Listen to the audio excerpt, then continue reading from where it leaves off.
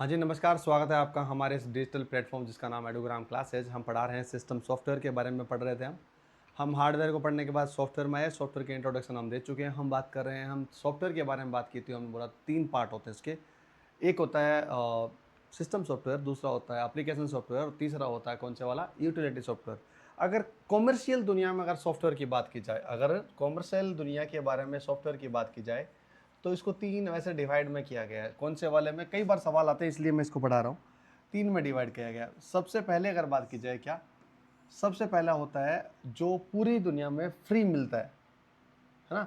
एक तो होता है कौन सा वाला, दुनिया में फ्री मिलता है। एक होता है जो पेड होता है और तीसरा होता है क्या होता है, शेयर्ड होता है। तो जो फ्री मिलता है ना, जिसको फ्री लिख देता हूँ ना, जो पूरी दुनिया में मिलता है, उसको बोला जाता है ओपन सोर्स। कौन सा बोला जाता है, ओपन सोर्स। ये सॉफ्टवेयर जो आपको अवेलेबल होते हैं, कहाँ, फ्री अवेलेबल होते हैं इंटरनेट पर, वो सारे के सारे कौन से कहलाते हैं, ओपन सोर्स कहलाते हैं। दूसरे वाले कौन से होते हैं दोस्तों, दूसरे वाले वो लोग तो होते हैं जिसको बोलते हैं पेड सोर्स।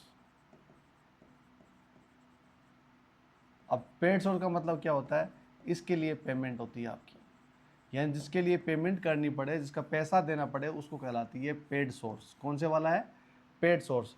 और तीसरा वो होते हैं जिसको बोला जाता है शेयर्ड सोर्स। क्या बोला जाता है, शेयर्ड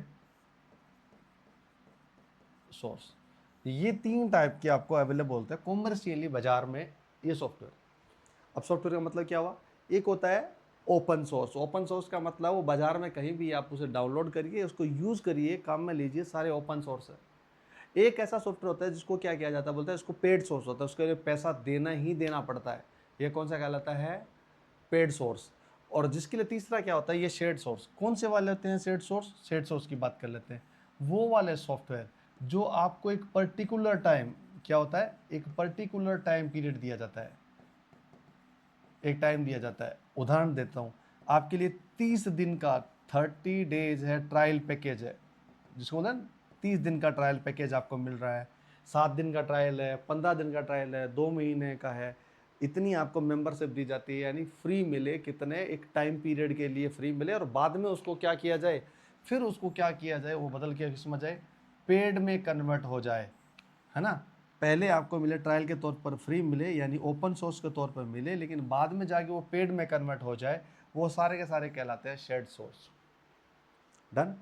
जब ये सॉफ्टवेयर के बारे में बात आई तो इन चीज़ों में एक निकल के आई, जब हम पहले उसमें ग्राफिक में नाम लेते ही नहीं थे। ये सारे तीनों चीज़ समझ में आ गई आपको, ये बताना बहुत ज़रूरी था, क्योंकि अब आगे जो सॉफ्टवेयर पढ़ेंगे हम बताएंगे ये पेड है या ओपन है। चलिए बढ़ते हैं आगे।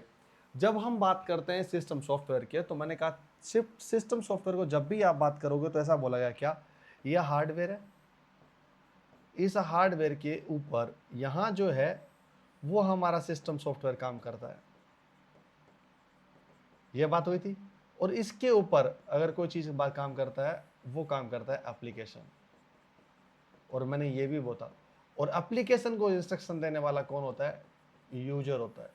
और ये हार्डवेयर किसको दिखाता है, आपके पास कंप्यूटर है, उस कंप्यूटर पर डिस्प्ले दिखाता है, यानी कि डिस्प्ले बोल देता हूँ, यानी कंप्यूटर काम करता है, राइट। अगर इन चीज़ों को हम पढ़ना चाहते हैं तो हमें इस बारे में पढ़ना जरूरी है। ये क्या देता है, ये एक्चुअल में क्या होता है, एप्लीकेशन सॉफ्टवेयर, इसमें यूजर देता है और ये क्या करता है, इसको आउटपुट देता है, हार्डवेयर देता है। यानी काम क्या हो रहा है, एप्लीकेशन हो रहा है, एक्चुअल में काम कौन कर रहा है, हार्डवेयर कर रहा है।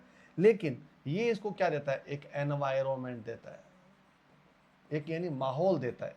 कैसा माहौल, अगर आपने विंडो यूज़ कर रहे हो तो विंडो वाला, आपने डोस यूज़ किया है डोस वाला, अगर आपने मैक ओएस यानी कंप्यूटर किसके वाला, एप्पल वाला कर रहे हो तो मैक ओएस वाला, यानी जो जो आप यूज़ कर रहे हो उसका एक माहौल देता है। और ये माहौल देने वाला कौन सा होता है, सिस्टम सॉफ्टवेयर। हम इसी के बारे में पढ़ रहे हैं दोस्तों। जब इस सिस्टम के बारे में पढ़ते हैं तो सबसे बेसिक जहां जरूरत पड़ी थी, सबसे पहले स्टार्ट हुआ था, उसी का नाम है एम एस डोस। जब अगर बात की जाए इस बाजार में, दुनिया में आने लगा, तो कहा गया कि भाई सॉफ्टवेयर नाम की चीज़ है, सिस्टम सॉफ्टवेयर नाम की चीज़ आई, वो कौन आई, तब नाम दिया एम एस डोस। हालांकि एम एस डोस कोई ज़्यादा पुराना नहीं है, उसको 1981 बोल सकते हो, ये इसका बेसिक है। बनाने वाली कंपनी का नाम था माइक्रोसॉफ्ट। माइक्रोसॉफ्ट ने क्या किया, इसको ईजाद किया, किसको ईजाद किया, एम एस डोस को। पूरा नाम क्या है, Microsoft disk sorry operating system. Operating system जहां नाम आ जाए तो इसका मान लेना आप क्या नाम होता है, इसका मतलब हो जाता है ये सिस्टम सॉफ्टवेयर ही बात कर रहा है ये। अब ये माइक्रोसॉफ्ट ऑपरेटिंग सिस्टम है, इसको क्या माना गया है दोस्तों, इसकी जब भी बात आए तो आप एक बात जरूर याद रखना, अगर पूछे आपसे तो बोलना ये क्या होता है, ये CUI बेस्ड होता है। एक तो ये याद रखना ना, भूलना मत। और दूसरी चीज को बोला, ये हमेशा क्या करता है, एक सिंगल टास्क यूज करता है। सिंगल टास्क जानते हो क्या होता है, एक ही काम यूज करता है, एवं एक टाइम में एक काम करेगा, ये एक टाइम में एक काम करेगा। हो गया। तीसरी बात अगर बात की जाए, ये डिस्क ऑपरेटिंग ये क्या होता है, उसके अंदर इनबिल्ट होता है। किसके अंदर, अगर आप जब भी कभी आप कंप्यूटर लोगे तो इनबिल्ट आएगा, यानी ऑलरेडी इसमें मिला है MS DOS, हमेशा उसी में मिलेगा। ठीक है। और ये MS DOS होता है, वो सारा का सारा क्या करता है, अभी जो यूज है ये उस तमाम सारे चीज़ों से क्या होता है, फास्टर होता है, यानी तेज काम करता है। क्यों करता है, क्योंकि ये सबसे हार्डवेयर के नज़दीक कौन सा होता है, MS DOS होता है, और इसीलिए वो काम करता है MS DOS। अब MS DOS पे लिखी हुई सारी बातों को मैं तथ्यात्मक को मैं आपको रचनात्मक तरीके से दिखा देता हूँ, बता देता हूँ क्या है। अगर हम बात की जाए क्या, ये जब MS DOS जब माइक्रोसॉफ्ट ने डेवलप किया तो उसका एक उद्देश्य था, क्या उसका उद्देश्य था कि जो मेरे पास ये हार्डवेयर है, क्या ये जो कंप्यूटर का हार्डवेयर है, इसको काम करने के लिए मैं क्या करता हूँ, पर्टिकुलर एक मशीन लैंग्वेज यूज करता हूँ। उस मशीन लैंग्वेज को यूज करते हुए क्या करते हैं, इसको इंस्ट्रक्शन देता रहता हूँ और ये काम हो रहा है। तो उसने बोला यार एक काम करता हूँ, थोड़ा सा फ्रेंडली बना देता हूँ, थोड़ा सा इसको फ्रेंडली बना देता हूँ। इसने इसमें यहाँ बना दिया, और इस चीज़ों को देने के लिए क्या करता है, वो कह रहा है भाई साहब मैं तुझे ये काम कर सकता हूँ, क्या ये जितने टास्क आप बोल रहे हो ना वो सारी मैं आपको इंस्ट्रक्शन दे सकता हूँ। इन इंस्ट्रक्शंस को बनाने के लिए उसने क्या बनाए, कुछ एक कमांड्स बनाए, इसको बोलते हैं इंटरनल कमांड, और दूसरा होता है क्या, एक्सटर्नल कमांड। याद रहेगा आपको, दो तरह के कमांड बनाए उसने। क्या, इंटरनल कमांड मतलब इस पहले ही ऑलरेडी इसको कमांड दे दी, भाई साहब ये लिखा आएगा तो उसको ये कर देना, मतलब A आएगा तो उसको A दिखा देना। अगर A प्लस B आ जाएगा, B आ जाएगा, तो इस दोनों को जोड़ के A प्लस B का आउटपुट आता है C, उसको दिखा देना। ये सारी इंस्ट्रक्शंस बनाए गई है। ये सारे इंस्ट्रक्शंस क्या होते हैं, ये जो दी कमांड है उस कमांड का नाम अगर बोला जाए तो क्या चीज़ है कमांड। कमांड एक एक्चुअल में इसका क्या है, एक प्रोग्राम है। क्या है, क्या प्रोग्राम। तो ये प्रोग्राम का मतलब कहता है अगर आपने ऐसा लिखा, अगर आपने ऐसा लिखा तो आपको ये प्रोग्राम हो जाएगा। उदाहरण के तौर पर प्रोग्राम A प्लस B, ठीक है, उसने बोला A कोई वैल्यू अगर 4 देगा या कोई दे दे, और अगर उसमें प्लस में आ जाए और इसमें 6 आ जाए तो उसका आउटपुट क्या C दे देगा, किसको, इन दोनों को ऐड कर देगा। तो इसका मतलब कितना आएगा, 10 आएगा। इसका मतलब क्या, एडिशन का प्रोग्राम हो गया ये। इस प्रोग्राम नाम क्या हो गया, एडिशन, यानी जोड़ का प्रोग्राम हो गया। इस तरह से आपको दिखाई दे रहा है सेम एज इट इज। इसमें कोई भी कमांड होती है, इस कमांड के चिप क्या होता है, पीछे बैक एंड में क्या होता है, एक प्रोग्राम तैयार करता है। उस प्रोग्राम को रखते हुए या किस में रख देता है, ये अपने ऑपरेटिंग सिस्टम रख लेता है। रख लिया। कुछ एक्सटर्नल होती है, ठीक है, एक्सटर्नल होती है जो हम बाहर से और अलग से देते हैं, उसको एक्सटर्नल बोलते हैं। इंटरनल कमांड्स को क्या करता है, वो लेता है और उसको क्या करता है, देता है, और उसके बाद जैसे जैसे आप उसमें दोगे ये हार्डवेयर उसकी तरह काम करेगा, और ये आउटपुट के तौर पर क्या दिखा देगा, या कंप्यूटर के पास में इसका आउटपुट आ जाएगा। अब हमारे पास एक चीज़ आ गई दोस्तों, क्या आ गई, हमें ग्राफिक की जरूरत नहीं है, सिर्फ कमांड की जरूरत है। तो कमांड की जब जरूरत आई तो हम इस बात को नोट करने लगे, बोले क्या क्या किया हो, तो हम उस कमांड को समझते हैं एक्चुअल में कमांड होती क्या और किस तरह से काम करती है। जब इसके बारे में पढ़ा तो हमने कहा मेन कंपोनेंट्स के बारे में, ये जो मेन इंपॉर्टेंट जो कमांड थी वो ये है। एक है IO डॉट, इसका नाम है IO डॉट SYS, यानी सिस्टम की बात कर रहा है ये, और इसको मतलब कहता है ये पूरी किसकी कमांड है, ये इनपुट और आउटपुट। क्या समझ में आ रहा है बात मैं क्या लिखना चाहता हूँ, ये दोनों चीज़ों कमांड करता है, या इनपुट और आउटपुट दोनों के लिए काम करता है। यानी कि मेरे पास क्या होना चाहिए, देखिए मेरे पास यहाँ आएगा तो मैं क्या करूँगा, इनपुट और आउटपुट दोनों की बात करूँगा ना, तभी तो आगे जाके मैं दे पाऊंगा। तो कहता है ये इनपुट और आउटपुट दोनों की कमांड को लेने के लिए मैं क्या, कौन सी कमांड होती है, IOSS, यानी सबसे पहले कोई चीज़ जो लोड होगी वो कौन सी होगी, IOSY। उसके बाद में क्या होता है, दूसरी कमांड होती है, कौन सी वाली लिखी है मैंने, MS DOS, यानी MS DOS डॉट सिस। ये जो है ये कोर है, ये कोर है, इसको कोर क्या है, इसको कोर क्यों बोलूँगा, ये वो फंक्शन है जो कंप्यूटर को चलाने का काम करता है, यानी कि अब वो कंप्यूटर जो बीच का जो प्रोसेसिंग का काम करता है, ये इनपुट आउटपुट तो ले लिया किससे, IO.SYS से, और दूसरा किससे लेगा, और जो मेन कंपोनेंट है जिसको यूज किया जाता है, फंक्शन यूज किया जाता है, प्रोसेसिंग के यूज किया जाता है, वो कौन से वाली है, वो MS-DOS.SYS। अब इसके अलावा बची हुई को कमांड्स होती है, उसको लिखा गया उसने command.sys। ये तीन चीजों पर ही वो कंपोनेंट्स पर टिका होता है, कौन से वाला, ये जो मेन कमांड, ये कौन सी आती है, एक कमांड आती है आपकी। कमांड का मतलब जानते हो क्या है, इस कमांड का मतलब ऐसा लिखा जाता है, ये कमांड, यानी कमांड जो दी जाती है उसको वो मानेगा। यानी मैंने क्या बोला, ये पर्टिकुलर छोटा छोटा प्रोग्राम्स होते हैं, वो सारे के सारे किस में हो गए, ये जो कमांड है, ये रे, ये जो दिख रहे हैं 1 2 3 4 5 6, ये सारी कमांड, ये इनपुट और आउटपुट के बारे में होगी, और ये पूरा मेन फंक्शन है वो क्या है, MS-DOS का है। क्लियर है, तीनों समझ में आ गई है आपको। ये तीनों चीज़ों को लेके वो हार्डवेयर के साथ इंटरेक्ट करता है और उसके बाद आउटपुट देता है, that is called the computer MS-DOS। क्या MS-DOS को आपको समझ में आ रही है? MS-DOS को हम इस तरह से समझते हैं, ये बाय डिफॉल्ट होता है, ये करेक्टर यूजर इंटरफेस होता है। अब आप बोलोगे सर ये करेक्टर वाला मामला अब तक समझ में नहीं है, SU या बार बार कहते हो, चलिए मैं इसको एक्सप्लेन कर देता हूँ एक प्रैक्टिकली। ये आपको ये फोटो दिख रही होगी, दिख रही है ना आपको, इसकी इमेज दिख रही है, ये आइकन दिख रहे हैं, ये सब कुछ दिख रहा है आपको ना, मैं दिख रहा हूँ, सब चीज़ें दिख रही है, इसको बोलते हैं ग्राफिक। क्या बोला जाता है, ग्राफिक। लेकिन जैसे मैं इस पर लिखता हूँ, क्या लो मैं इसको एक बहुत, इसको बोला जाता है, मैंने बोला ये कमांड बेस्ड है, ये नाम आया कमांड प्रॉम्प्ट। मैंने CMD लगाया, जैसे CMD कमांड चालू करी, अब आपको दिख रहा होगा ये सारी चीज़ें आपको ये। अब मैं इसमें लिख दूंगा, कुछ भी चीज़ होगा ना तो मुझे अंदर जाना होगा, तो अब मुझे कुछ नहीं करना, सिर्फ ये क्या करना है, मैं आपको समझाता हूँ, समझिए कि ये आपको दिख रही है। अब मैंने क्या किया, अब मुझे कुछ जैसे ऐसा मानिए, ये लो, ये बड़ा सा स्क्रीन दिख रही है, अब कुछ भी नहीं है ना, ग्राफिक नाम की चीज़ खत्म हो गई है। अब मैं कहता हूँ क्या लिख रहा हूँ, अब मैं कहता हूँ ठीक है, मैंने इस कमांड दी, मैंने लिखा है ये लिस्ट दे दो मुझे, है ना, हाँ ठीक है। और इसके बाद में क्या बोला, जैसे माना मैंने लिखा ये लिस्ट, इसके बाद एक कमांड देगा, ये कमांड देके ये चलेगा, ये आपको दिख रहा है जो लिख रहा है, ये सिर्फ करेक्टर में काम कर रहा है। इट मीन्स ये सारे के सारे कौन सी है, ये करेक्टर यूजर इंटरफेस वाली चीज़ें हैं जो मैं आपको बताना चाहता हूँ। सेम यही कहानी को मैं इसको बताता हूँ, ये CUI बेस्ड होते हैं करेक्टर, इसमें ग्राफिक नहीं दिख रहा ना आपको, सेम एज इट इज वही नहीं होता, यही कहलाता है MS-DOS यानी माइक्रोसॉफ्ट डिस्क ऑपरेटिंग सिस्टम। अब आपको ग्राफिकली दिखा देता हूँ मैं, आइए देखिए, इस ग्राफिकली को हम देखना चाहते हैं तो इस तरह से आपको दिख रहा है। पहले तो गौर करके आप देखिए इसको, है चीज़ क्या है, गौर करके देखो उसको क्या चीज़ एक्चुअल में।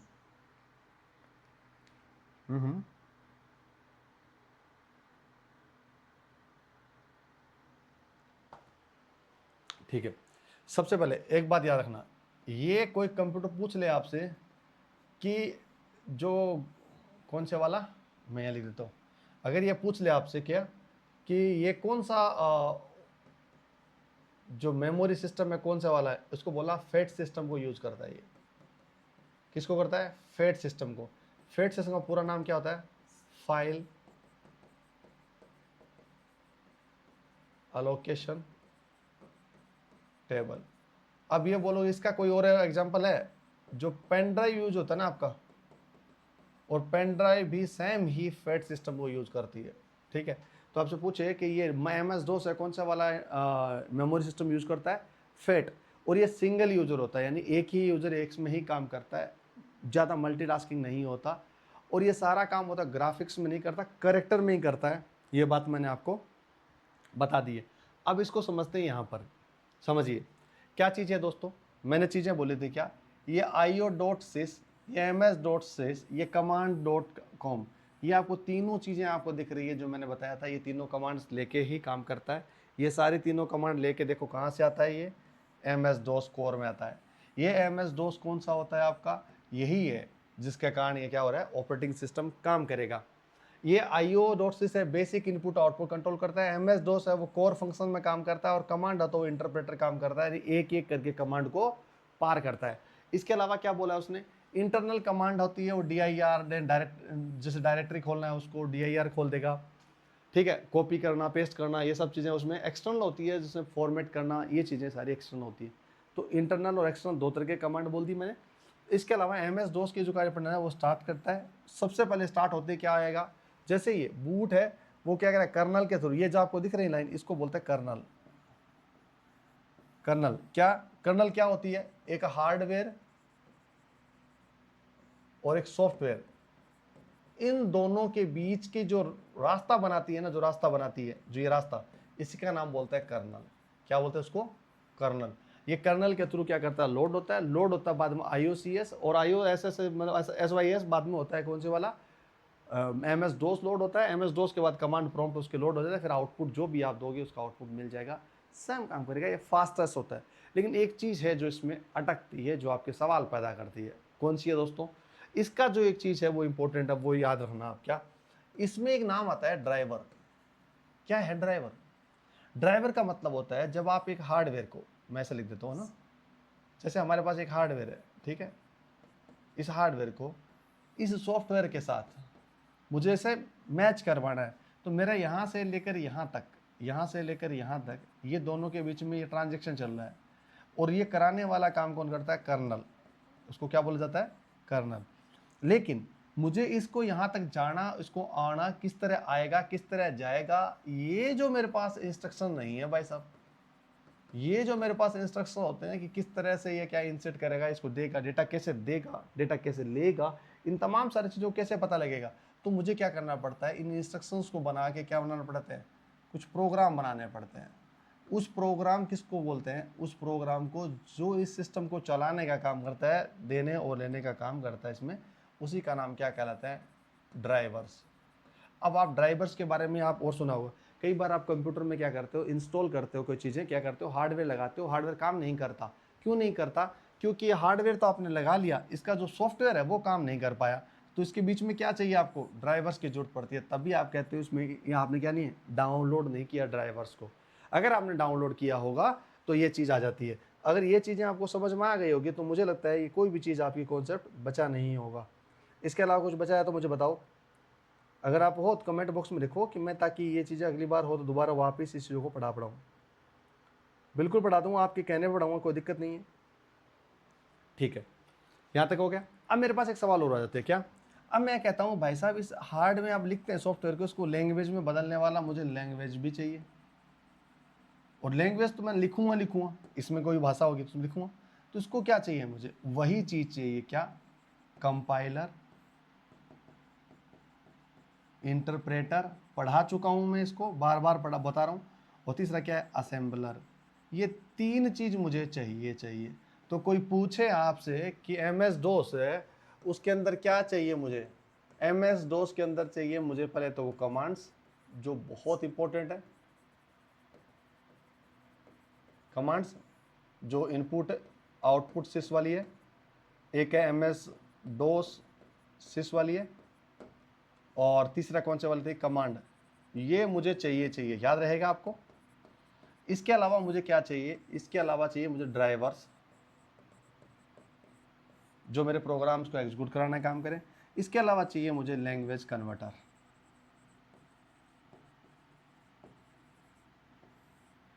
ठीक है, इतना चीज़ तो मुझे मैंडेटरी चाहिए, और ये मैंने आपको बताया वो कंप्यूटर के वो MS DOS है, जो बाय डिफ़ॉल्ट आता है उसके अंदर, जो करेक्टर यूजर इंटरफेस में काम करता है, ग्राफिक में नहीं करता। माइक्रोसॉफ्ट ने बनाया था 1981 में। ये तमाम सारी सूचनाओं के साथ आज MS DOS की कहानी यहाँ पूरी करते हैं, जिसको मैंने इस फोटो में आपको दिखाया। इसके बाद हम पढ़ेंगे विंडोज़ ऑपरेटिंग सिस्टम, बाकी अदर ऑपरेटिंग सिस्टम है, सब सारे में पढ़ेंगे। आज का ये टॉपिक था, बहुत ही सुंदर था, MS DOS को समझने की कोशिश करना। अगर इसमें कोई डाउट हो तो अगले वाले आप इस वीडियो में कमेंट लिखना, नेक्स्ट वीडियो जैसे भी मैं बनाऊँ तो आपके सारे कॉन्सेप्ट को दूर कर दूँ, यानी कि कोई भी डाउट हो तो क्लियर कर दो। थैंक यू सो मच, आप देव के साथ थे, नमस्कार, थैंक यू।